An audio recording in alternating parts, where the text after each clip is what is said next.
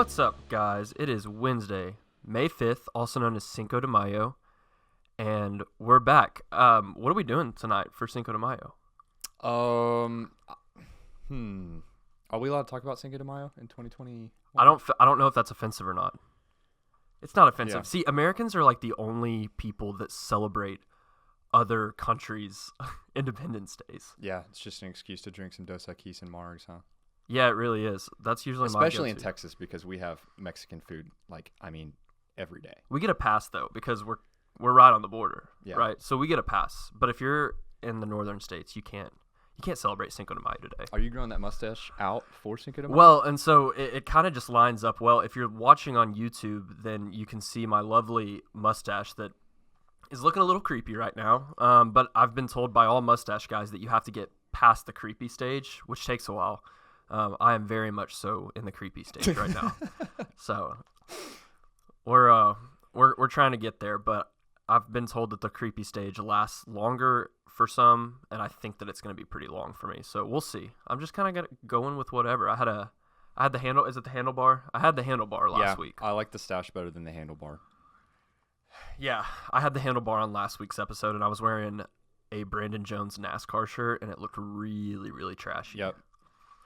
Mental picture for everybody: NASCAR shirt, mustache, short shirts, short shorts, and muck boots. And he went and picked up chicken, so he had a chicken in each hand. So we were very much living out the brand last week. Yeah, the lady that I got the chickens from laughed at me because I had 6-inch shorts from working out that morning, and then I had muck boots, so it wasn't my best look. So this week we've got GATLIN. Yep, GATLIN Didier, and you're gonna hear me mess up the name as soon as the podcast starts with him. So, yeah, I'm still not good at names. Yeah, GATLIN is he came out for Yee Day, and he's going to be featured in the music video, which is going to be released very soon. It may be out by the time you're listening to this, or it may not be out. But he came out with a bunch of other influencers. For those of you that don't know him, he is really popular on TikTok. He's a good old boy farmer. He lives in California and in Oklahoma. He kind of switches off with work. Get you a man who can do both. Yes. GATLIN can definitely do both, which is funny to have him on because people have been confusing him with Granger because they say he looks like him, and he has an alter ego on TikTok. Daryl, right? Yeah. Yeah. Yeah, man, what a salt of the earth guy. And he's part of the Tratter gang on TikTok, and he had some funny stories to share for sure. Yeah, he's a good guy, and he's one of those interesting people right now that you're seeing a lot of with like the rise of TikTok, but you're seeing these people that are like balancing acting and social content. And so he's actually actor first and then didn't want to do TikTok is what he said, and then jumped on, and now he's just blown up along with everyone that he hangs out with. So he was a really good conversation. We'll definitely have to have him back soon. And yeah, I think that y'all are really going to enjoy that episode. Yeah, check it out. All right, here's GATLIN.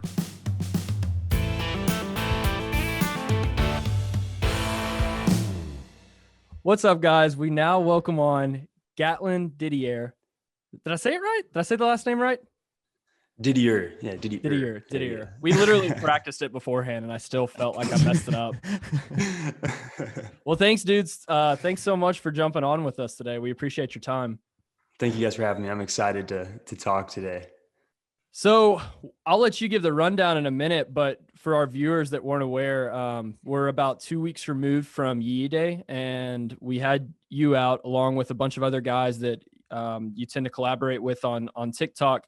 And I think that a lot of people see like what you're doing on TikTok and don't realize all of the other things that you've got going on. Whenever we were chatting, I was just blown away with everything that you've got your hand in and that you're trying to do with your career. So why don't you explain a little bit everything that you've got going on, maybe a little bit about yourself and your history, what brought you right here in this moment? Yeah, man. It's a long story, but to be quick with it, born and raised in Western Oklahoma, small town farm kid, town of 1,200, graduated with about 35 kids. Then went and played junior college baseball went to a junior college, played baseball, got hurt, and transferred to University of Oklahoma, got my degree there. And while I was in school, I started auditioning and, going for commercials and film and television stuff. So Now I got my dog barking in the background. I've been quiet this whole time. Your dog's TikTok that we didn't ask him or her to be a guest as well. It would not be the Yee podcast without some random farm dog barking in the background. Yeah. Ellie, that's Ellie. Her and Cooper would be good friends. Got to bring her on. Anyway, I started doing regional commercials, and then I got in a movie that came through called Gosnell. Had Dean Cain and a few other more well-known actors in it, and so I got the acting bug. So I after college, I decided, I'm going to try this thing out. And grew up in a farming, ranching life. My dad's a cattle rancher, and he was like, you know what, this farm will always be here, this ranch will always be here, so why don't you go try it out? Full support from them. So I went out. Fortunately, right before I went out there, I'd met a girl from Southern California, and who's now my wife now. So that kind of helped make the transition out there a lot easier. And so since 2016, I had been out in California auditioning, acting classes, doing the cliche bartending, all that stuff actors do. And then COVID hit in I believe it was last March, last February, and production stopped, auditions stopped, management teams, everyone just kind of disappeared. You're just like, well, what's going on? So in January, I started making YouTube videos, and then one of my brother-in-law and my sister, everybody at the same time was like, you need to make TikToks. I'm like, what the heck's TikTok? I don't even know what that thing is. So I got it for a day. I looked at it. I'm like, this is the stupidest thing. I'll never use this thing. I'm sure a lot of you guys have probably said when you first saw it. And then I just started clipping out my YouTube videos and putting them on there. And then I just started slowly gaining a following on that. And I was like, that's really cool. You get way more views randomly than you would on YouTube. So I thought that was pretty neat. And I saw an opportunity there. It's like, all right, if anything, I can get myself recognized on this platform and then cross-platform myself. Because one of the biggest things as an actor, I always heard from when I'd go into audition rooms or come down to the final two, they said, hey, we went with the guy because he had more social media following. I was like, the heck? Oh, that so sucks. It stinks, but I never understood, being a small town kid, I didn't care about social media and all that stuff, but it's a huge tool for business. And when you step back, look at yourself as a business, you go, I need to utilize this tool. So I started making the TikToks, started growing slowly, got to 100K back in October of 2020. And then I brought this character on, Daryl Bibbins, and backstory to that Daryl is, since I started TikTok, everyone has always tagged Granger in my videos saying you're Granger Smith, you're a wannabe Granger Smith, or all this stuff. I'm like, I'm not. I'm just another dude trying to make content. So it was getting really bad at the point in October, and they're like, you're a knockoff Earl Dibbles Jr., all this stuff. I'm like, okay, you guys want to see a knockoff? I'm gonna make a farm boy knockoff of Earl Dibbles Jr. And I made Daryl Bibbins, and he took off on TikTok. So what I started doing with him, people would ask what certain things were in the background of videos, what's a windmill? And so I made up a short tutorial, educationally humorous video as a country person explaining something to a city person. And I was like, this is a windmill, and 30 seconds, just explain it and give the layman's terms for city folk. And it took off, and I saw some power in that. So I just shot a bunch of farm stuff videos. And then middle of December, I put out the viral one that dropped about, the person who rides passenger seat to get out and get your gate. And that's the gate B. And that one took off. And from there, farm stuff with Daryl took off. And then that whole thing led into the Tratter Gang, which is Zach and Blake and Nick Luciano, us talking. They'd been following me for a while, and when they were blowing up, they hit me up and said, hey, we should collab. I'm like, all right, let's do it. And I talked to Nick, and he kind of was like, yeah, I think this is a great thing. So they came to Oklahoma in February, and we remade the Boats and Hose songs from Step Brothers and turned it into Tratters and Bros. Whose idea was that? That was mine. So the backstory on that is me and my cousin, who's Gate B, made that back in May of last year. I remember that one. That's the first one that I saw that was like, oh yeah, this is that guy that we've seen on our timeline a few times. And that video was hilarious. And I wanted to repost it so badly, but I couldn't on anything Yee Apparel because it cursed. So I was like, I'm sure this guy will make something eventually that we can. It's a rated R version, but we realized, we had to start playing into more of our audience. And that was where I'm like, oh, Tratters and Bros would be a great thing. So I pitched that to the guys. They're like, sure. Me and Nick rewrote it for a more kid-friendly, more family-friendly version. And then we dropped it. We filmed it when they came. And then we had a big Tratter meet and greet thing, turned into an awesome event.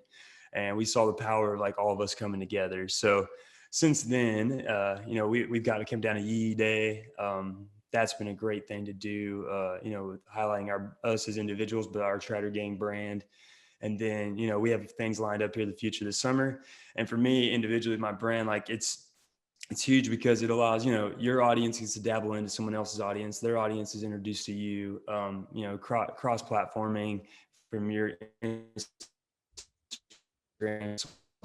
It's all that's really powerful in how to get your exposure out there. That's what we're all trying to do, is get extra exposure for ourselves. So, yeah, that's kind of where I'm at today, man. Sorry, a little long-winded there, but that's where Gatlin did became Daryl Bibbins and turned into the Tratter Gang. And like being at the state convention yesterday, everyone just walks by and you're like, "You're that Tratter guy." I'm like, "Well, not really, but I play with them sometimes with these guys." So what's interesting in your career path for me, just out from the outside looking in, is that you are actor first and then embrace TikTok. Whereas it seems like in the past, we've seen it in the music industry, like you've got a lot of artists out there that are making TikToks or YouTube, and then they're getting discovered by labels or agents or whoever in the scene. And so it's interesting for me to see to hear from that end. Like, do you see that many people that are doing that, or does it seem to be like TikTok first or these socials first, trying to go into acting?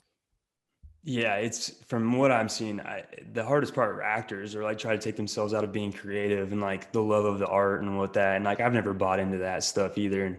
And like I've always respected the people who saw how to go about it their own way.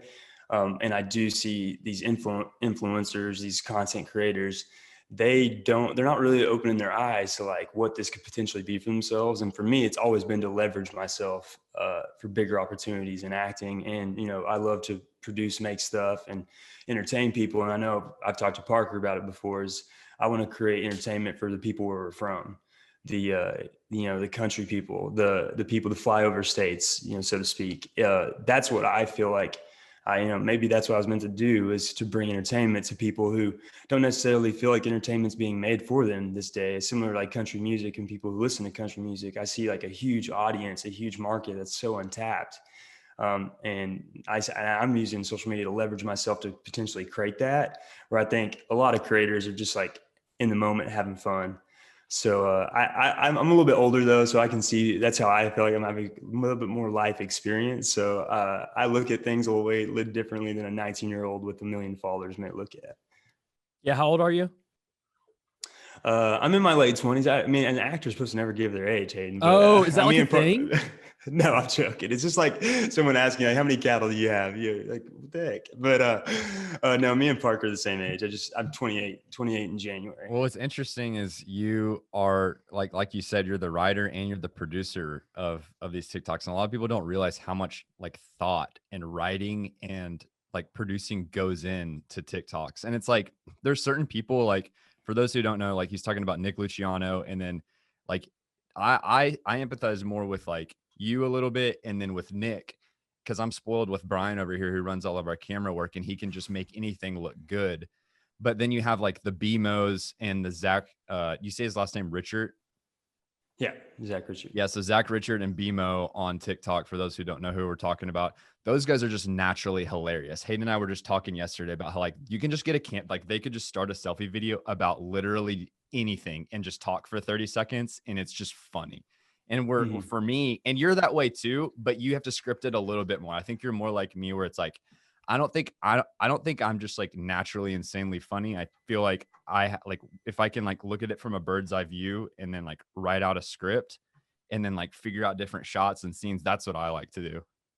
I'm the same way, man. That's how I am. And I think that's partly because of my training and everything. What's up, Granger? How you doing, man? I'm good. How you doing? Sorry we didn't get to hook up in Oklahoma City. Oh, it's all good. I ended up just rolling early and got out of there.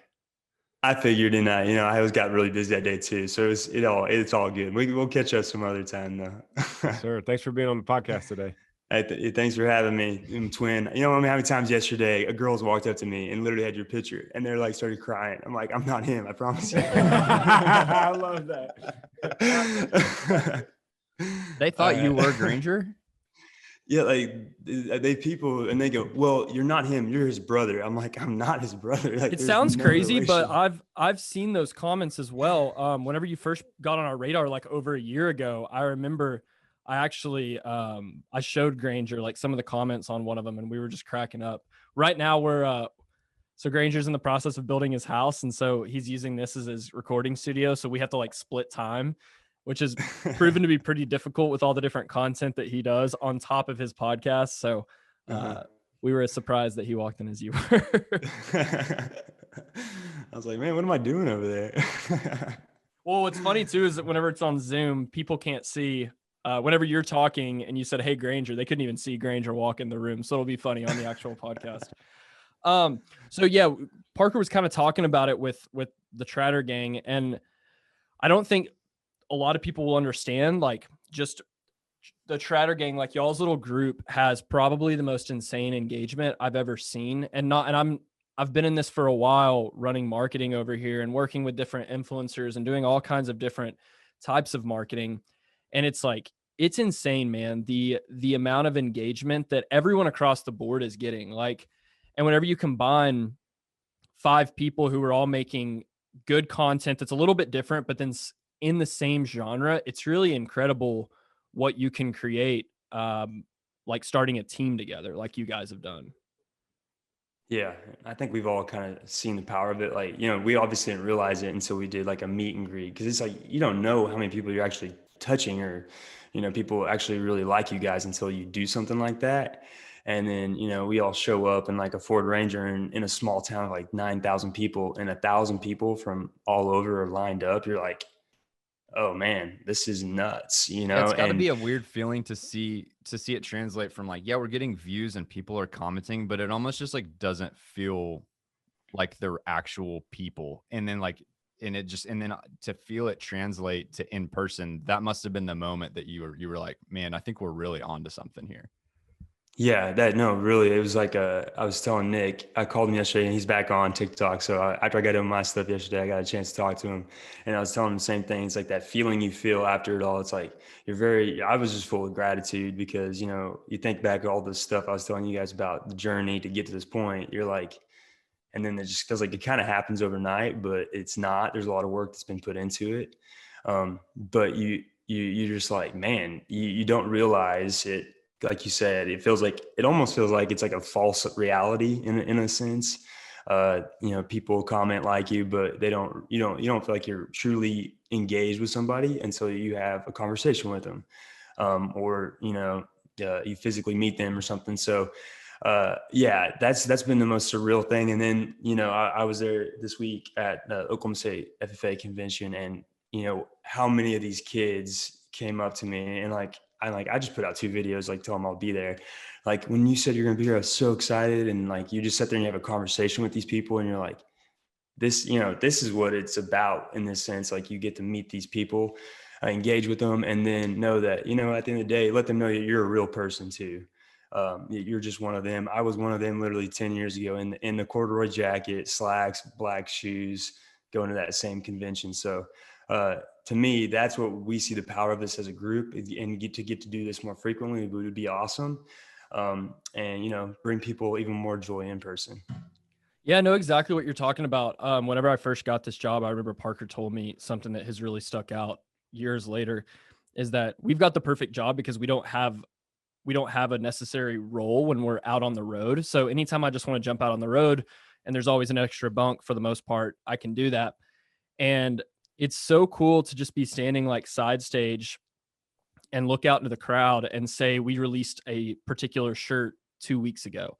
And you see a guy singing back every word to one of Granger's shows, and he's wearing that exact shirt. And that this good old boy, like, he spent his hard-earned money on that he made, and he could have spent that on anything. And he spent it on the shirt that we just put out. And not only did he spend it on that shirt, he bought it as soon as it came out. This is probably the first time he's worn it. He probably just got it.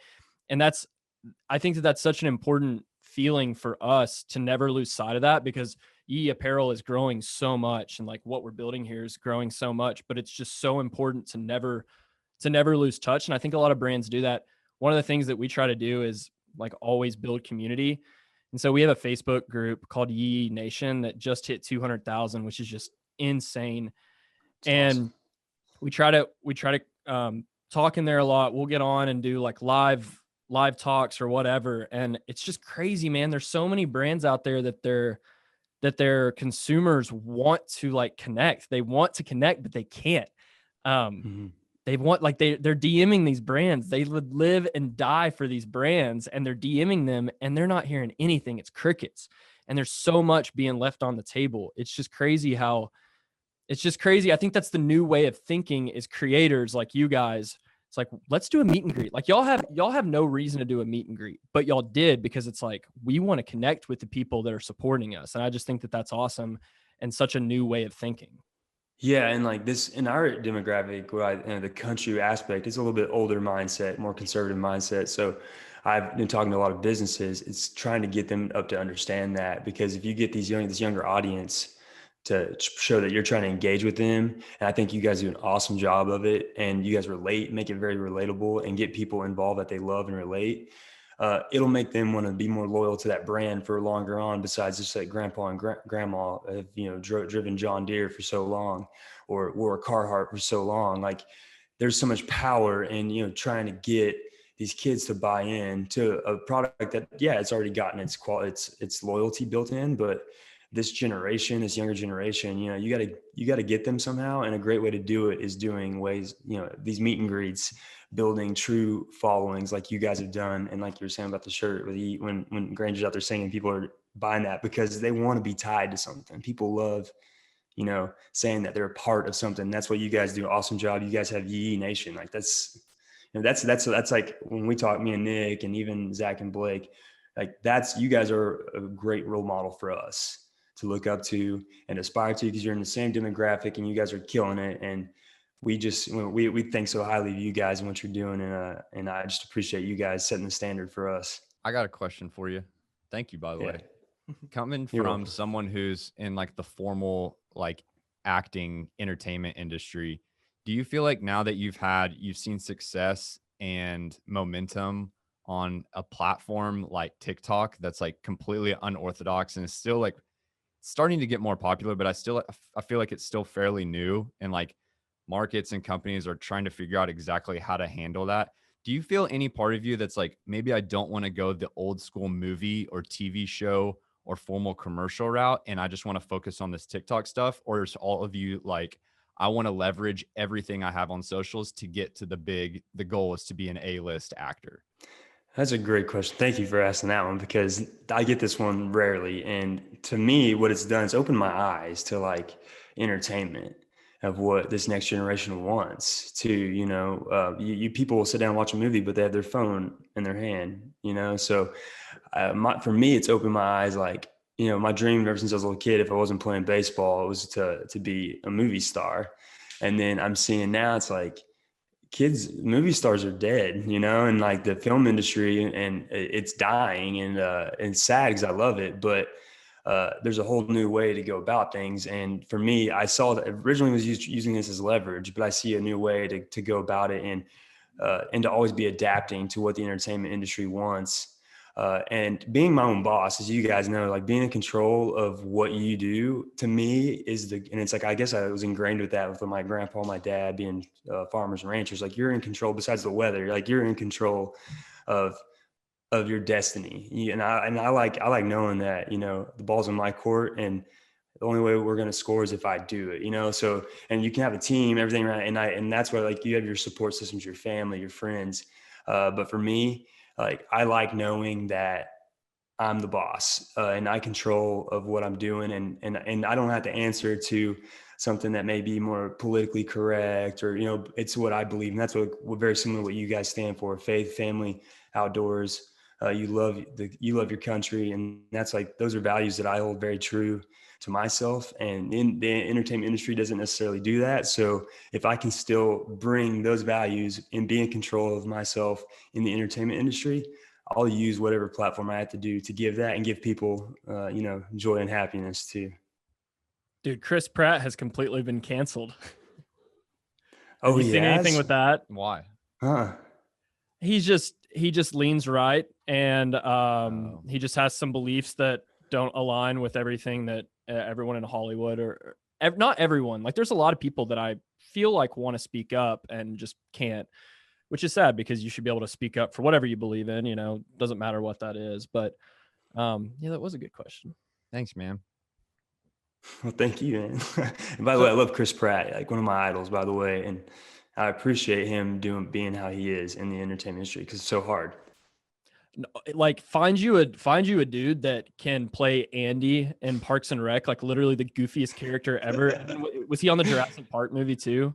Yeah. The rise of Chris Pratt is just hilarious to me. I think about it all the time. It's because like Andy's so goofy, and I love his dumb humor from Parks and Rec. For those that don't know who we're talking about, and then he just turns into this A-list stud on Jurassic Park, just like shooting dinosaurs with like AK-47s. Insane. I love it, man. That's and that for me, like that's to me, it shows you his talent too, dude. You could pay Andy Dwyer, and then you can go out there and be an A-list action star, and then you can also make women fall in love with you. All this, it's like, man, that's a well-rounded actor right there. That's a talented guy. What a dude! What a dude! Hayden and I were just talking about how the Oscars that just released their Morning Brew, who's how would you describe them? They're just like it's like a very in touch newsletter. Yeah, it's like the newsletter that you actually read every morning in your email. You know how there's so much of that BS that we don't read, but it's a great company. They released the ratings of the Oscars since 2014, and it's just like a direct downhill plummet. It was like started at 45 million viewers, and then this year it was like 9 million viewers. And we were like, so man, I think it's a combination of just like television in general going down, and then just all of these influencers coming up that have such a personal relationship with people that people are kind of, it's not the 1999 people care about, the cover of People magazine of Brad Pitt. It's like people's heroes are on TikTok and Instagram these days. Well, and I think also like it's easy to say, yeah, streaming has popped off and that's what everybody's doing now. People are cable cutting and everything else. But I think that the pandemic made people realize, hey, maybe there's a little bit more important things in our daily life than a lot of these movies, or not even the movies. I think that people are just tired of hearing drama, whether it be political stuff or whether it be personal stuff. Like, I don't know. I've never been into caring about what actor is hooking up with what actress, but it seems like there's never been more of a time for that stuff to just not matter at all than in the past year of a global pandemic. Don't you think? Oh, yeah, 100%. I think into TikTok in its own way, like that has that, like what people want that. There's the drama between like Addison, Bryce, all those people, like they have that. But and TMZ and all them see the power of all. That's why they go towards it. But no, you can see like Parker's saying, like look at the graph. Like it's basically like that in the last 5 years. And to me, I think it's funny too. It's because like they feel like they're trying, and they keep pushing towards a certain way with it all, and they think it's what's going to work, what's going to happen. It's like you guys are literally crashing your business for something that's businessly not smart either, but you're totally just alienating people. And I've talked to I've had a lot of good mentors in this industry, a lot of people who've been around successful people. And, a lot of the advice and the stories I hear from these people, it's like, at the end of the day, this is America. Everyone, we have our own different beliefs, but, you don't need to necessarily put out there too and go hard with it, because you're going to alienate half your business. If as long as you just put out there like what you stand for, and like similar to what you guys, like what you stand for, what you believe, all that comes across. People know, like you don't need to tell them who to vote for, or, how to think. Like just be yourself and create, the life that, or not the life necessarily, but like just yourself out there, and that comes through. You don't need to do it. So that's that's my view with it. And then they just continue to tell people how to think and what to do. And I think, people don't, I'm like me, like if someone tells me to do something, unless I told myself to do it, I'm like, you know, I'm a little pushed off to it. So that's kind of where they've went. And as we've seen, it's not been a smart business strategy. That's a great point. I've never heard anybody say it like that. It's like just be the example. Well, You don't necessarily have to push everybody in the direction that they don't want to go. I think your tribe finds you, you know, like your tribe will find you, how you carry yourself and what you put out into the world. And I think that the people that agree with you, whether it be beliefs or whether it be personality, they vibe with you, they go well with you. I think that your tribe finds you. Yep, I agree 100%. We are going to go to a break real quick. We'll be right back, y'all.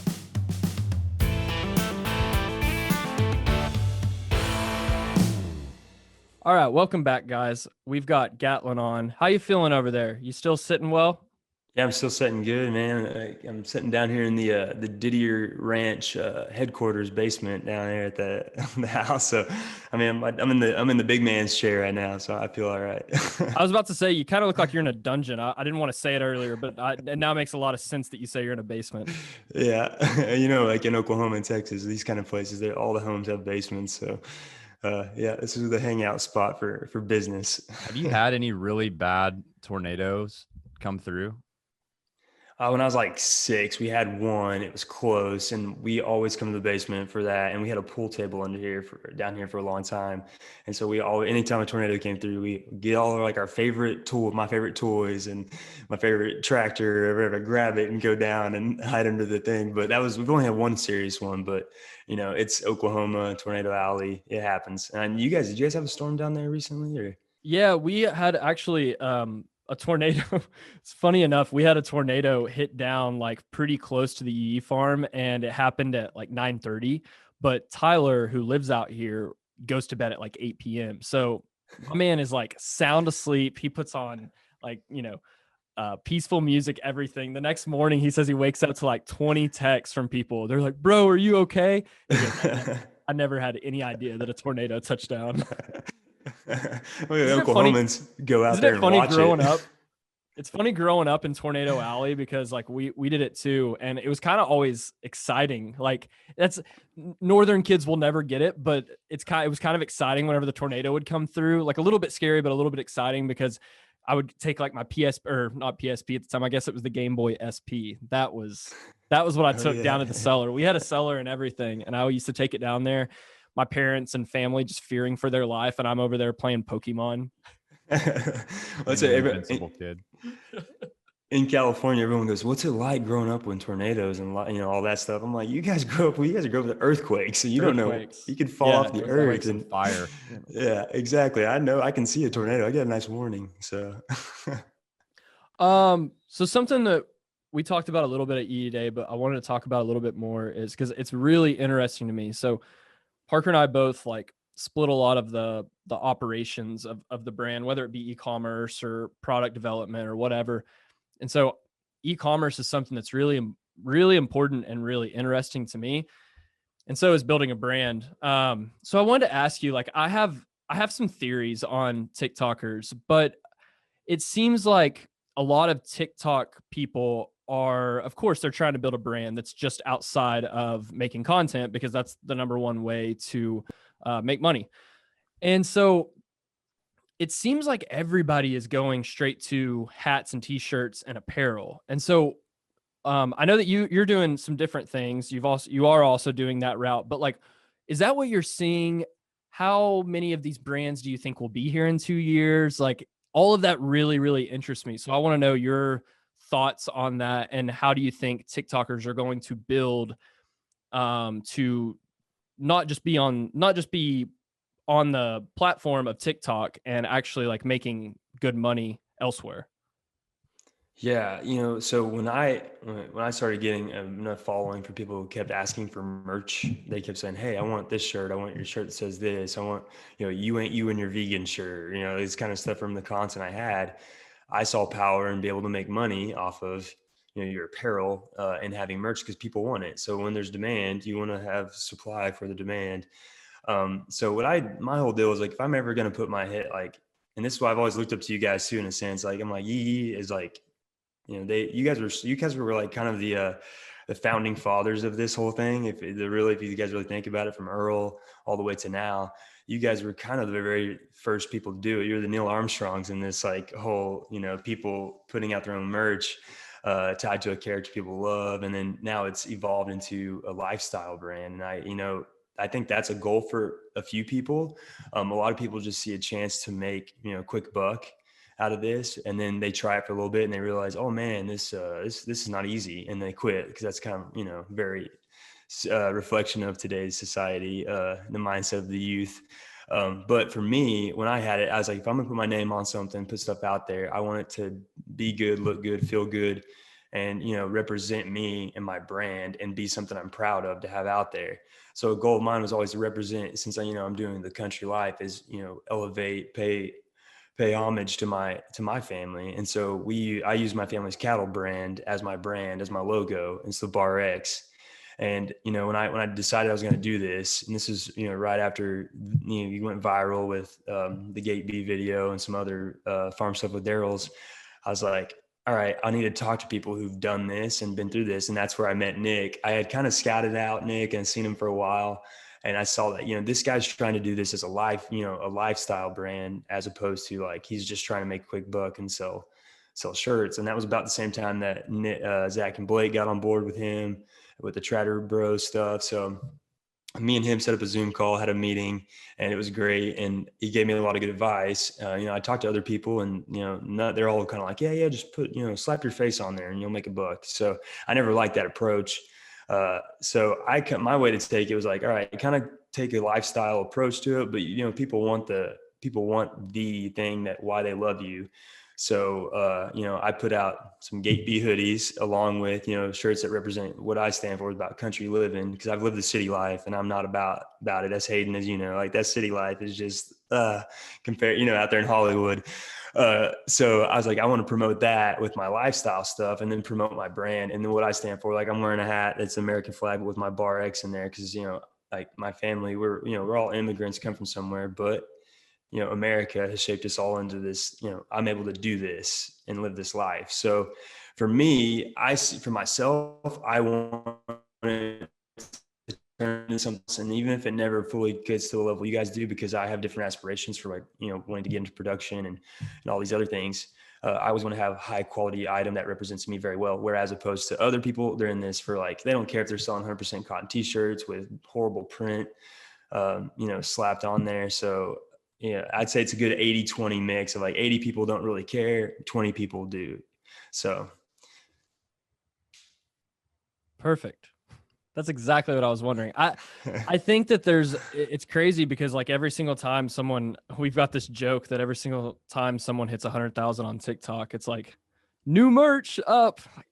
Just keep building a brand. But at what point do you start to try to do something like that? And then also, like, a question that I have is, who do you think in a couple years, what do you think the difference is for someone right now that is trying to make a brand on TikTok? They can have 100 followers. I don't care. What do you think? What's the advice you would give to someone that is trying to build a brand and have something that is here long term, rather than just a t-shirt that you release and maybe you sell, 10, 15, 20 or whatever, and then it just kind of dies out? Like, what would be the advice that you would give from your experience? Similar to earlier, it's like being true, like putting your true self out there, because people will buy that. If people can fall in love with you and fall in love with what you stand for, and people want to get behind that and support that and what you represent. So for me, like my advice would be like, continue to always like put yourself out there, genuinely put yourself out there. And because how you make people feel that's one of the biggest things about a brand, as you guys know. It's like, people would rather, they know how that brand makes them feel, and they want to put that out there saying, yeah, I represent this brand, because they're basically walking around advertising you. So for me, I would tell people, keep being you. If your goal in this thing to make money, we all want to make money, but it's like, if your goal is that you just care about making a quick buck and you don't care about the long-term effects and like what good this could do, then you're not in this for the right reason. So, keep making your dancing TikToks and your bikinis and all that. But, a lot of us other people who, we see valued for this to be something monetarily for us. My advice is just be you, be a brand that represents who you are, and build that tribe. Have that tribe of people come around you. Man, that was well put. I think that's a good way to end the podcast, or at least your interview. You're going to jump on. So this is going to be the first time, by the way, that we've ever had someone do the fantasy rankings with us. So I'll explain it to you and also our listeners that maybe listen for the first time. So it's kind of like the Mount Rushmore of a certain thing. So we'll go around, myself, Parker, and you will do it. And so something that we've done in the past is like best snacks to bring to a Super Bowl. We did that the week of the Super Bowl. And so once one person picks a certain thing, it's off the board. It cannot be picked again. So once you're listening to this podcast, we will make a little graphic. We'll post it to our socials, and we want y'all to comment and let us know which you think is the best, who had the best picks. So today, the topic is one that I love. I'm pumped about this one. I thought about this earlier last week. It is the worst souvenirs to receive from someone that was just on vacation. So someone comes back from vacation, whether it's, your mom, your dad, your best friend, whatever, comes back from vacation, gets you a gift, and these are the worst ones. So you're our guest. I'm going to go ahead and let you get the first overall pick in our fantasy draft for this podcast. Well, honored that you guys let me hop in on this, by the way, and double honored that you guys let me have the first pick. So I put a lot of thought in this. I did my scouting report. I had my own combine going earlier when I got the heads Let's go. up on And it. it's the NFL draft day, This is too. a big deal. Hayden takes this very seriously, and he always gets mad at us if we repeat someone else's answers. So the fact that you got first pick is a big deal. Well, they've done it like 6 times, and they keep messing it up. We had Granger on one time, and he had one. He didn't even prepare, but then he did his one, and he was like, "Wait, I got to do more." Yes, Granger. Well, What you got? I'm kind of like, I'm going to take the Cleveland Browns approach here. Not necessarily the best player in the draft, but the one that I think is going to lead us to a championship. So for me, it's the elongated coin. It's, when someone brings you back the penny that's been smashed down where the location they've been. I've gotten that before from a friend. I'm like, so you're telling me my value is a cent in this friendship. I know you spent probably 25 cents, to make this coin. So maybe 26 cents is what my value is. And what do I need a coin from where you went? So what are you going to do with that? The elongated coin? Yeah. What am I going to do? Want to make a necklace and wear it the rest of my life? Saying, You're I a loved your 28-year-old chirpy- man. What do you need a smashed penny for? No, but look how flat it is, bro. Yeah. So the number one pick, elongated coin. That's a good one. And we've got some Ohio fans, so I'm so sorry if you're a Cleveland Browns fan. All right, Parker, what you got next? I'm going to go snow globe. The snow globe. Snow globes seem like a good idea at first because they're kind of cool when you shake them. But then how often do you shake a snow globe except for right when you first get it? No. You shake the snow globe on the Sunday after Thanksgiving, whenever you take everything out of the attic and you put all your Christmas stuff out, and then you never shake it again. You put it up on the mantle and it never gets touched at all. You never shake it at all. Snow globe is terrible. Oh man. I'm thinking about the snow globe we use. The water is like 35 years old and the water's like halfway drained out. It's like, why are we still using this snow globe right now? But man, this is probably gross. I've never thought about that. That's crazy that the liquid's been in there for like sometimes the really old ones, like 30, 40, 50 years. Yeah. Man, that was also on my list. So that was a good one. Okay, I'll go. I cannot stand whenever someone goes on vacation and they bring me back a shirt that says, my mom went to Disney World and all she brought me back was this shirt. Like, I'm never, ever going to wear that out. I'll never wear it out. There's no use in getting me that shirt. And if you got it somewhere in a gift shop, you probably paid $35 for a Gildan tee that cost them $3 to print, $4 to print. I don't want it. Like, if you give me that, it's going straight to Goodwill. Granger just yelled from the other room. I agree. I remember when kids would come to school wearing those shirts. I'm like, You didn't even go on vacation. That wasn't you. Yeah. Do kids still do that, or do they just wear extremely trendy outfits now? Because I feel like kids are way more stylish than we were when we were kids. I don't know, man, but if you wear that to school, you're getting picked on. Like, I don't believe in bullying, but that one, if you wear that, you may need to get bullied. You deserve it. All right, what's your second pick? All right, man. Okay. So this kind of goes along with the Christmas theme, but my mom's a stickler for this, and if she listens to this, I'm sorry, Mom, but the vacation ornament always gets an ornament and brings it back. And I was like, even if I've had friends like, give me one from like New York City, and it's got the snow around it, and it's like, you're in New York City, and then they're like, in Hawaii has the sand. I'm like, what do I need an ornament for? Why am I gonna hang that on my tree in 12 months out of the year? No, you have And remember Christmas. your vacation every Christmas. Exactly. Yeah, well, exactly. I don't want to remember your vacation that I wasn't a part of at all.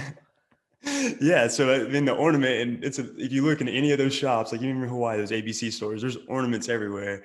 And my mom goes, "Ooh, grandma might like this," or "Ooh, your aunt." I'm like, "Why would they want this? They didn't even come." So, the vacation ornament.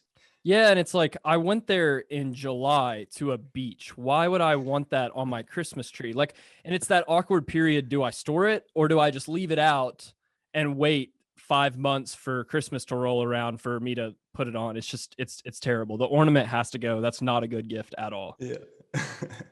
All right, Park. All right, I was in Mexico a while back, and I got talked into buying a hat that was like it was like a flat bill Indiana Jones style kind of hat, because everybody in Tulum just looks super cool, and so at the time it seemed like a good idea. So this would be a terrible gift, but it was just terrible for me personally in general. So I just wanted to share. I wore it for a day, and I don't even want to say how much I spent on it, but it was terrible quality. And it's just one of those things. It's like I'm never ever going to wear that again unless I'm at the beach or something. So just any kind of hat, flat bill, straw hat. Yeah. Yeah, also included in that is the sombrero that seems like a good idea whenever you're 10 cervezas deep. But then the morning that everyone leaves to go back home after vacation, you're trying to figure out, like, do I check this? Like, how do I get this sombrero back home? And you've got to tie to it because you paid an ungodly amount for a damn sombrero, but it's like, I should just leave this. I should definitely just leave this in the hotel room and just cut my losses. Oh, a funny story. We were at the rental car place in Mexico, and I put that hat in the trash can at the very top. And so you just look at the rental car little trash can, and you just see this like little black hat just like delicately sat on the top. And then my buddy Connor saw it, and he goes, "Dude, you can't throw that away." He goes, "You don't want that?" And I was like, "No." And so sure enough, he put it in his backpack. So Connor has that black hat now. Yeah, Connor That came reminds me home of like with Connor came home with 2 Cabo hats, and I knew exactly what happened. I knew Parker threw his away, and Connor, who doesn't throw anything away, grabbed it out of the trash can. Oh, you guys, it makes me laugh. Like city people, anytime they come to like Texas, especially, is like they always buy a cowboy hat, and they get like and so they're on the plane with the hat box, everything, and then you're like, when are you guys gonna wear this to the beach? Where you like I've had family members who bought hats, it's like, and they've worn it 0 times. It's like, that's a good pick. That's an underrated pick. Do you own a cowboy hat? Being an actual farmer. I have one, and I never wear it because I have it just in case you ever need it. But my dad and them were rodeoers, and I've always had cowboy hats around. But the only time I ever use them is for a character because I like a ball cap, baseball player or farm cap. I'm not a cowboy hat kind of guy. Yeah. The cowboy hat's funny too, because it's like you went to Frisco, Texas. Like you went to the biggest suburb in all of DFW. I know exactly where you stayed. Like you didn't go anywhere that would require a cowboy hat. Yeah. Or do anything. Okay, so Yeah. my pick. Man, I'm gonna go with candy from the region. If you bring me back candy from that region, I'm not eating it, first of all. Like I'll just nip that in the bud right there. And also, like, you don't bring back candy from like Raleigh, North Carolina. You bring back candy from like somewhere kind of different, like whether it's exotic, like beach type place or foreign country or whatever. And what I've found in my time is that just candy from other places isn't as good. Like I'll take my Snickers bar any day and I'm sure there's Snickers everywhere, but I don't want that. I got some candy recently from another place that I won't say, but it looked like Jawbreakers. They were blue, but they were massive. Like they were almost the size of golf balls. I was like, what do I split this? Like, do I get a knife and like cut it like a steak? I don't know what to do with this. So, yeah, candy's got to be up there for me. I don't want it. Yeah, I hate when people bring you candy, like the exotic places. Like somebody brought me something from Singapore one time, and I like made of crickets. I'm like, well, I wouldn't eat crickets out here, like in America. Why would I do it now from Singapore? But the Singapore crickets are sketch. All right, last pick, last round. You're up. Oh man, the candy was a good one. That was on my list. This pick is one near and dear to heart to not just only vacations, also to realtors, also to like sports teams, but the fridge magnet from a location. I've had friends bring back magnets, and you could tell it was given to them like when they went to Disney World, is like when they walked in the gate. And then you're like, okay. And then they're like, oh, this will be, I ain't going to keep this. This is trash. I'll just give it to Gatlin when I get home. So, and I'm looking at one right now on my dad's filing cabinet over here from New York, New York, Las Vegas. And I'm like, I remember when I was like 9 years old and I bought that. And I'm like, what the heck is that still doing here? But yeah, the fridge magnet is a horrible souvenir to bring back to somebody. Well, and what the fridge magnet tells me is that you totally forgot to get me a gift and you were at the airport. You got to your flight a little bit early and you're like, I'll go get a magnet. I'll go get a magnet. $7.99 for a magnet. Sure. They'll think that I didn't forget, but I know that you forgot until you got to the airport. Our computer's about to die, so we'll skip my last one. Actually, I'll just say it quick. Mine's the shot glass. Yeah. The shot glass always gets broken and moves too. That's the thing that I hate about the shot glasses. Wow, you kind of caught me off guard. I'll go with y'all got all of them. I'll go with the last one that I have that it's kind of similar to what we've said, but anything about that area where they went, but miniature. So like if you went to Paris, don't bring me back a miniature Eiffel Tower. Where am I going to put it? I don't know where I would ever put that. In my kitchen, I just don't have a place for that. Don't bring me back a miniature Eiffel Tower. Don't bring me back a miniature Yankee Stadium. I don't want it. Please don't bring it back. That was on my list too, man. That's a good one. Usually after we're done with this, I have a bunch of honorable mentions, and we knocked off everything on this one. So I think this one was pretty good. Awesome. Well, thank you guys for letting me do that with you. That was fun. Yeah, man. Thank you so much for joining us. We appreciate it. Always good to catch up with you. And we're already planning for Yee Day next year, but hopefully we'll see you here soon. Yeah, again, guys, pleasure being on. Honored to have been on here with you guys. It's always a fun time talking. And yeah, I can't wait to talk to you guys soon. Awesome. See you soon, man. Later, Gatlin. All right, take care, guys. Happy birthday, man. Thanks, dude. Eat your veggies.